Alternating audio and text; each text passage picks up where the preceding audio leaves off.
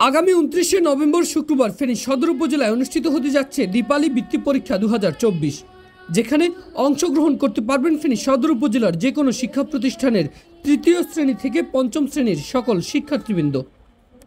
পরীক্ষা অনুষ্ঠিত হবে পশ্চিম বিজয় সিংহ সরকারি প্রাথমিক বিদ্যালয় ও পশ্চিম বিজয় সিংহ উচ্চ বিদ্যালয় কেন্দ্রে। আজ বুধবার এ উপলক্ষে আয়োজিত এক মতবিনিময় সভা করেছে পশ্চিম বিজয় সিংহ দীপালি যুব সংঘ, যেখানে প্রধান অতিথি হিসেবে উপস্থিত ছিলেন গাজী হাবিবুল্লাহ মানিক। প্রধান অতিথির বক্তব্যে শিক্ষকদের উদ্দেশ্য করে তিনি বলেন, বিগত সরকার শিক্ষা ব্যবস্থাকে ধ্বংস করে দিয়ে এই জাতিকে মেরুদণ্ড ভেঙে দিতে চেয়েছিল। তিনি আরও বলেন, দীপালি বৃত্তি পরীক্ষা নিয়ে আজকে যে আয়োজন, এটার উসিলে বলতে হচ্ছে আসলে আমাদের দেশের যে শিক্ষা ব্যবস্থা ছিল, এতদিন যে শিক্ষা ব্যবস্থা প্রচলিত ছিল, এই শিক্ষা ব্যবস্থা আমাদের জাতীয় বা আমাদের বাঙালিয়ানা, আমাদের মুসলিম, আমাদের জাতীয়তাবোধ সবকিছু মিলিয়ে এটা অ্যাকুরেট ছিল না, আমাদের জন্য ভালো কিছু ছিল না। দেশের শিক্ষা ব্যবস্থাটাকে শুধুমাত্র এক ব্যক্তি, যেখানে সেখানে শেখ মুজিবের পরিবার, এইসব কিছু মিলিয়ে এত বেশি এই বিষয়টা নিয়ে ঘাটাঘাটি করা হয়েছে এবং এত বেশি পরিমাণে প্রচার করা হয়েছে যেটা অনেকেরই বিরক্তির কারণ হয়েও দাঁড়াচ্ছে। তো আজকে আমি বলবো, আপনারা আমাদের সামনে মনে নতুন সিলেবাসও আসতেছে বা বই পুস্তকের একটা পরিবর্তনও আসতেছে, নিশ্চয়ই ভালো কিছু হবে। তো আমাদের আজকে যে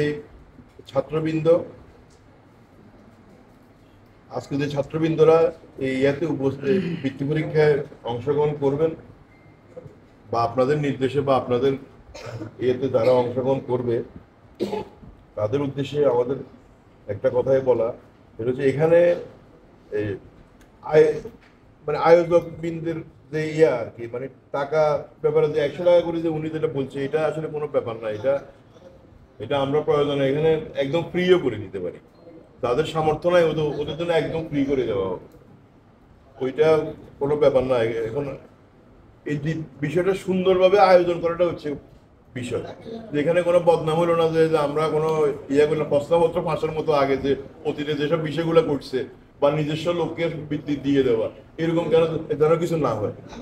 সুন্দরভাবে তারা মেধার ভিত্তিতে, যাদের আসলে মেধা আছে, মেধাবী যারা আছে, ওদেরকে যেন আমরা সাপোর্ট দিতে পারি বা ওদেরকে আমরা বৃত্তি দিয়ে সমাজের শিক্ষা প্রসারে যেন আমরা উন্নত করতে পারি।